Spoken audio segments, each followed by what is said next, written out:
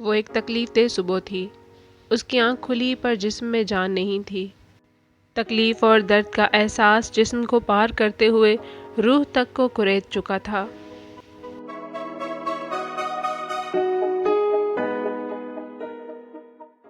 मेहरू को बिना चेक किए पता था कि शहरयार कमरे में मौजूद नहीं।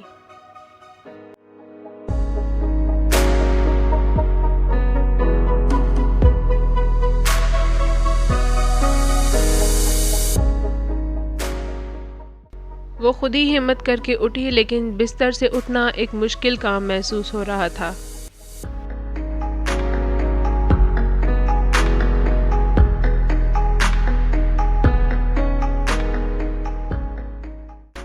पर उठना तो था।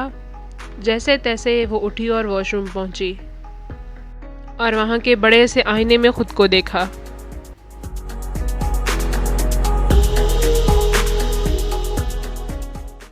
इसका होंठ सूजा हुआ और थोड़ा जख्मी था।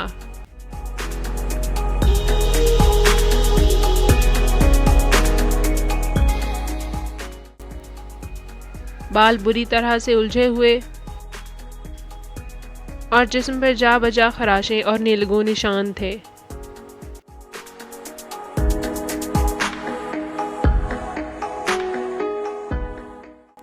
इस पर तशद्दुद किया गया था, पता नहीं क्यों। वो बाहर गई तो देखा खाने की मेज़ पर पिछली सुबह की तरह खाना रखा था। साथ में एक फूल के साथ एक कागज़ का टुकड़ा था जिस पर लिखा था, मॉर्निंग बेबी, खाना रखा है, खा लेना। रात का खाना मत बनाना, मैं लेकर आऊँगा। Sorry for the last night, love you.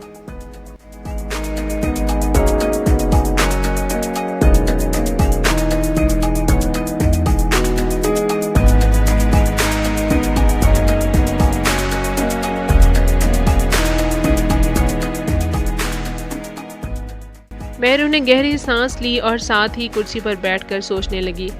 अचानक इसकी नज़र एक कोने में पड़े गमले के साथ ही रखे टेलीफोन सेट पर पड़ी। वो इसके पास गई, रिसीवर उठाया और कान से लगाकर चेक करने लगी।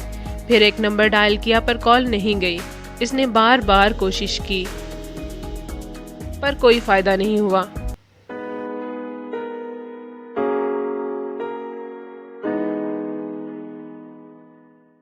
वो मायूस होकर वापस आ गई और खाना खाकर वहीं सोफे पर सो गई।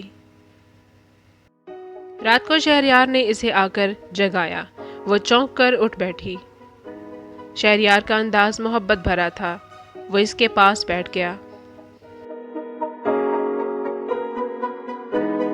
और इसके होंठ को छूकर बोला,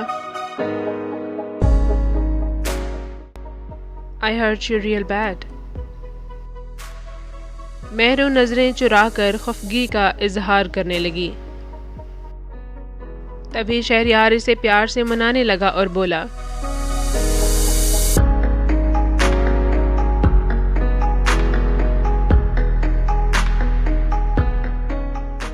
मुझे पता था तुम नाराज होगी।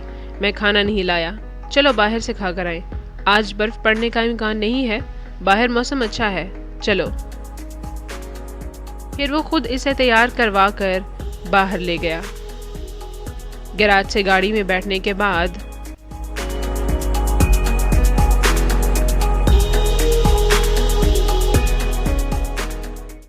और लाइट्स ऑफ करने के बाद गैराज का बाहर का शटर खुला, जो गाड़ी बाहर निकलने के बाद खुद ब खुद बंद हो गया। बाहर वही घुप अंधेरा था। गाड़ी उन्हीं खराब रास्तों पर रवां दवां थी। फ्रंट लाइट्स में सिर्फ रास्ते के इर्द गिर्द मौजूद बुलंद झाड़ियां ही नजर आ रही थीं।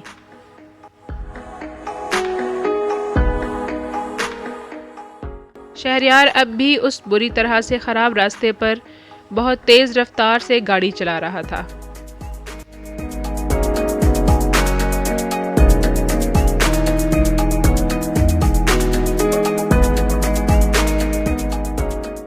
और उसके चेहरे पर वही तासुरात थे जैसे इसे किसी का खौफ था। कुछ देर बाद जब वो मेन रोड पर आए तो सड़क तो बेहतर हो गई, पर अंधेरा अब भी था।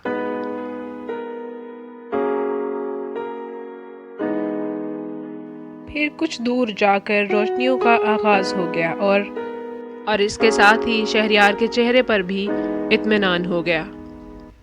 महरू जो कि अब तक चुप थी, अब रोशनियां और शहरयार का मुतमईन चेहरा देखकर बोली, क्या वो इलाका गैर महफूज है?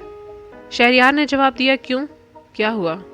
महरू बोली, वहां से आप जैसे गाड़ी भगा कर गुजारते हैं उससे लगा।